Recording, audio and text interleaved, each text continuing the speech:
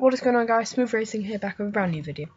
And today we've got our F1 2014 Bahrain test preview. This is the third of 3 tests from Bahrain and Jerez. The last chance for all 11 teams to get as much data as they can as they try and prepare them as best as they possibly can for the first race of the season in Melbourne, Albert Park, Australia.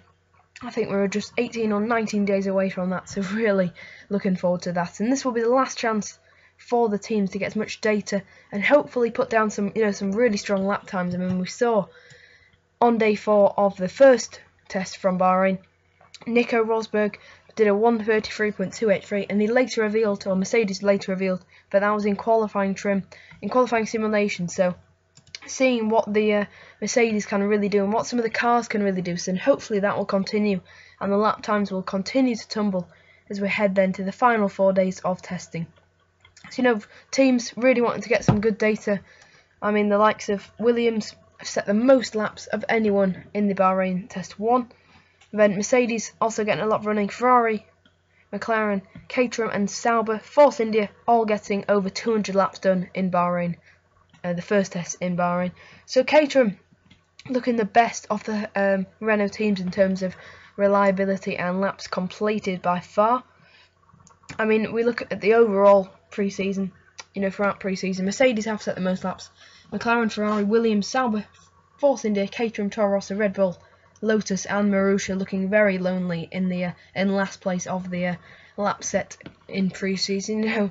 Real big problems for Marussia. Just 59 laps is not enough. And, questions are starting to be asked if they can make the first race in Melbourne. If they can qualify inside the 107% qualifying, and if they can actually, produce a car that will be reliable enough to finish the race. That will be definitely one of the talking points of this next test, to see how much running Marussia can do, or if their problems do continue to form. Caterham, though, one of the back teams, really on the up at the moment. They're getting so much running done for Ericsson and Kobayashi. They've done 329 laps, which is more than Toro Rosso and Red Bull combined. So really impressive stuff from them. Really what Caterham would like to be seen. Mercedes 624 laps. They're starting doing qualifying performances, and hopefully we will see some really good qualifying times. I would like to see the likes of Rosberg, Hamilton, Magnussen, Button, all trying to go for that fastest lap over the test. Of course, worthless really. Testing's, like they've said before, is not the funnest experience for the drivers, but it's great for the fans to watch. Sadly, Sky Sports aren't showing it, but they will be, of course, doing their usual review, and I think Ted's notebook does return.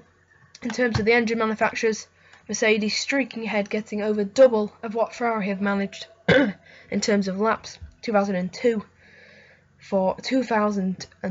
laps then for the Mercedes engine. Very impressive stuff. Looking not bulletproof, but certainly some really good reliability. I think I heard a stat that Caterham are the only team for their car not to break down on track, so really good stuff from Caterham. That's quite an interesting stat. Ferrari have 1,000 laps completed by their power unit users, although they only have 3 teams in comparison to Renault, who have 4 and have only actually managed 770 laps completed. So quite impressive to see from that tally. And this test will definitely be for Renault, to just try and iron out any more issues, and Red Bull. I mean, I think the main teams in trouble at the moment are, of course, Red Bull, Toro Rosso, Lotus, looking good, but could encounter some problems. They need to avoid as many problems as possible, and certainly I think Marussia at the moment are the most troubled team on the grid. So hopefully they'll have a good Bahrain test, because we want to see all those cars finishing, all 22 cars finish in Australia. However, it's probably quite unlikely. But yeah, 4 days of testing, then start this Thursday and finish on the Sunday. So I'm really looking forward to it, and you can tell me why you're looking forward to it down in the comments. Please like, share and subscribe for weekly F1 and motorsport content. I'm in Smooth Racing. Thanks for watching, and goodbye.